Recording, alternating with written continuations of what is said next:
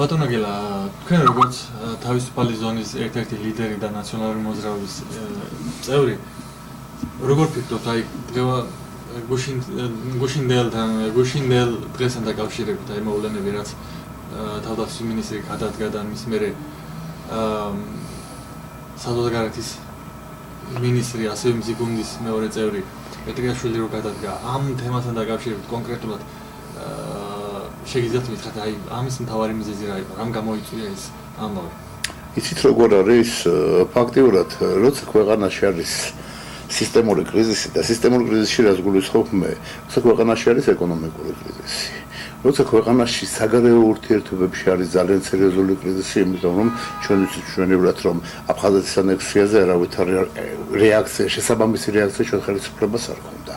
სოციალურ სფეროში არის კრიზისი, მიუხედავად იმისა, რომ უფასო ჯანდაცვაზე მიდის საუბარი და უფასო ჯანდაცვა გავუკეთა ქართულმა ოცნებამ საქართველოს მოსახლეობას, არის უამრავი პრობლემები ჯანდაცვაში, არის უამრავი პრობლემები სამართალდამცავ სფეროში, ადამიანის უფლებების დაცვის სფეროში და ასე შემდეგ. ეს საბოლოო ჯამში აისახა პოლიტიკურ სისტემას გადაეზარდა სრულმასშტაბიან პოლიტიკურ კრიზისში. თავისთავად არის ერთი მომენტი, რომელიც ძალიან სერიოზულია და ამას პრინციპში ირაკლი ალასანიამ ხაზი გაუსვა.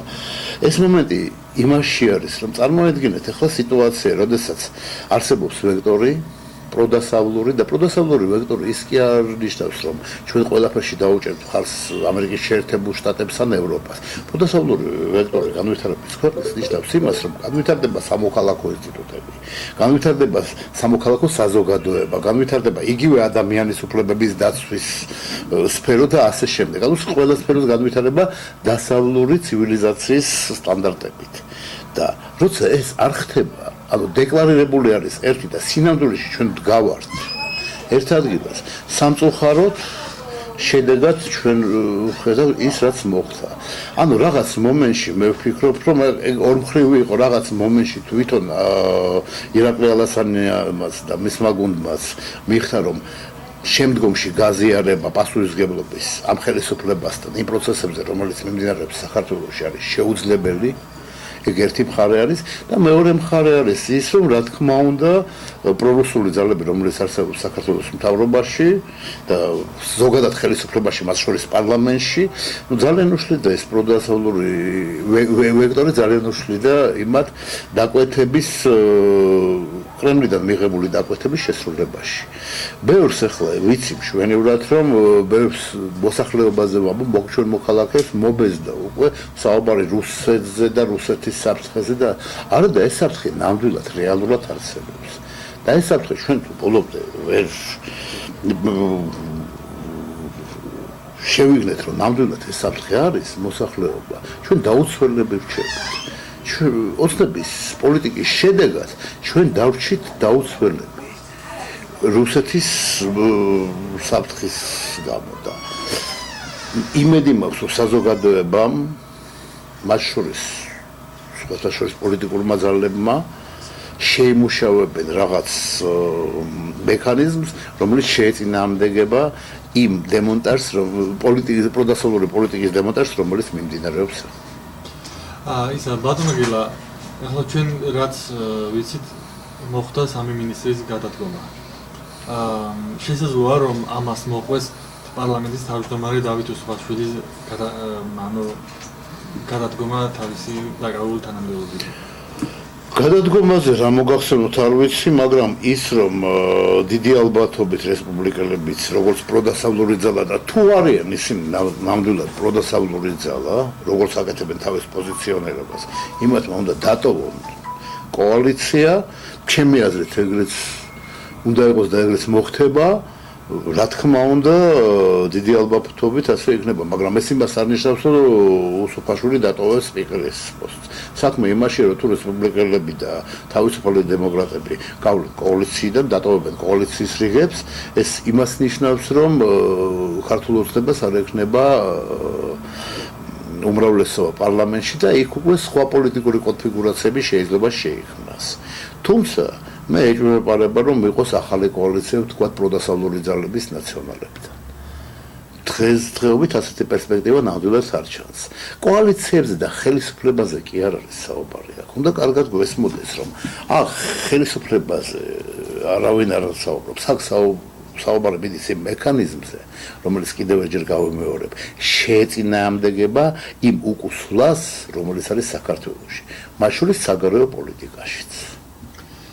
ბატონო გელა, ჩვენ გუშინ გავიგეთ რუსთავიორის ეთერში ბატონი ალასანია საუბრობდა ნაციონალურ მოძრაობასთან დაკავშირებით, რომ კერძო ჟურნალისტის პასუხა მომავალში ითანამშრომლებს თუ არა ნაციონალურ მოძრაობასთან. და ეს თანამშრომლობა არ გამორიცხა ალასანიამ და ამის შესაძლოა კონკრეტულად რა შეიძლება თქვა. იცით როგორია პარლამენტში არსებობს სხვადასხვა ფრაქციები, პარლამენტში არსებობს სხვადასხვა პოლიტიკური ძალები და რა თქმა უნდა, როცა საუბარი წავა იმ სასიცოცხლო კითხვებზე, რომლებიც დაესმება აუცილებლად პარლამენტში, რა თქმა უნდა, აქ უნდა ითანამშრომლოს და ვალდებულისა ყველა პოლიტიკური ძალა ითანამშრომლოს საქართველოს კეთილდღეობისთვის. ვფიქრობ, რომ ეს ბუნებრივიც აქედან გამომდინარე, არც ირაკლი ალასანიამ არ გამორიცხა თანამშრომლობა და არც დავით ბაქრაძე, ნაციონალური მოძრაობის პოლიტსაბჭოს თავმჯდომარემ არ გამორიცხა თანამშრომლობა ალასანიასთან და ყველა პატრიოტულ ძალასთან.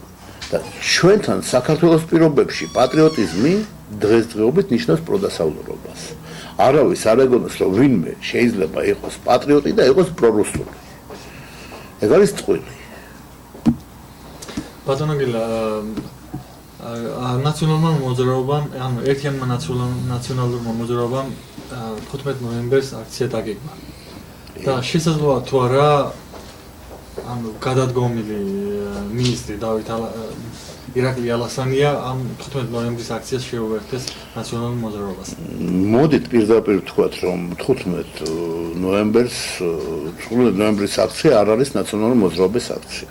15 ნოემბრის აქციის თემა არის აფხაზეთის ანექსიის წინააღმდეგ პროტესტი, რომ გამოთქვას საქართველოს მოსახლეობამ, პროტესტი გამოთქვას იმ უნიათო პოლიტიკის, რომელიც ატარებს ახლა ქართული ოცნება, ფაქტი არის და ყველა პატრიოტის, აბსოლუტურად ყველა პატრიოტის მოვალეობაც არის, რომ იყოს ამ აქციაზე. ვფიქრობ, იმედი მაქვს, რომ ირაკლი ალასანი არის საქართველოს პატრიოტი და ექნება ამ აქციაზე. მაგრამ ეს ჩემი სუბიექტური აზრია. გასაგებია და როგორც ხადია თქვენ თავისუფალი ზონის ერთ-ერთი ლიდერი ხართ და საზოგადოებაში ხშირად საუბრობენ იმაზე, რომ თავისუფალი ზონა და ნაციონალური მოძრაობა ერთი გუნდი არიან და ამ მოსაზრებას რამდენად დაეთანხმებოდით? დიახ, ერთი გუნდი ვართ, თავისუფალი ზონა არის პოლიტიკური კლუბი, პირდაპირ ასოცირებული ნაციონალურ მოძრაობასთან და ჩვენ ვიზიარებთ ნაციონალური მოძრაობის პოლიტიკურ პრინციპებს და საიდუმლო არასდროს არ ყოფილა. უბრალოდ თავისუფალი ზონა არის ორგანიზაცია, რომელიც არის პოლიტიკური კლუბი, ფორმა არის აქტივობის მოქალაქეების. სხვათა შორის არა მარტო ახალგაზრდების, ყველა ასაკის ხალხი ყავს, ყველა სპეციალობის, ისიც შუერებად ბევრი ეროვნების და აქედან გამომდინარე დაჯერხოთ იმასაც მოდი არ დავამალოთ ჩვენ მსმენელებს, რომ თქვენს ბრძანდებით თავისუფალი ზონის აქტიური წევრი. ასე იგი. ბატონო გელა, ახლა ჩვენ ვახსენეთ ამ 15 ნოემბრის აქციაზე და რამდენად მოსალოდნელია ხალხი მრავლად მოვლიან ამ აქციაზე? იმედი მაქვს, იცით როგორია, ეს იმას არ ნიშნავს, რომ ვინც არ მოვა, ეს არ არის საქართველოს პატრიოტი, მაგრამ იმედი მაქვს, რომ საქართველოში და თბილისში, მათ შორის თბილისში არის საკმაოდ დიდი რაოდენობა აქტიური ადამიანების, პატრიოტების, რომელსაც გული შესტკივა საქართველოსთვის, გული შესტკივა იმ პროცესების გამო, რომელიც ეხლა მიმდინარეობს ჩვენ ქვეყანაში და ჩვენ ქვეყნის ირგვლივ და აქედან გამომდინარე საკმაოდ ბევრი ხალხი იქნება. კიდევ ერჯერ ვიმეორებ და ამას ხას უსვამ. აქ საუბარი არ მიდის რამე ერთ პოლიტიკურ ძალაზე. ნაციონალურ მოძრაობას აბსოლუტურად არ აქვს იმის სურვილი, რომ დაესაკუთროს და პრივატიზაცია გაუკეთოს პატრიოტიზმს ან პროდასავლურობას. არავითარ შემთხვევაში. აქ საუბარი მიდის ქვეყნის პატრიოტიზმზე, ქვეყნის სიყვარულზე და იმაზე, რომ უბრალოდ ელემენტარული თვითგადარჩენის ინსტინქტზე თუ ვნებავთ.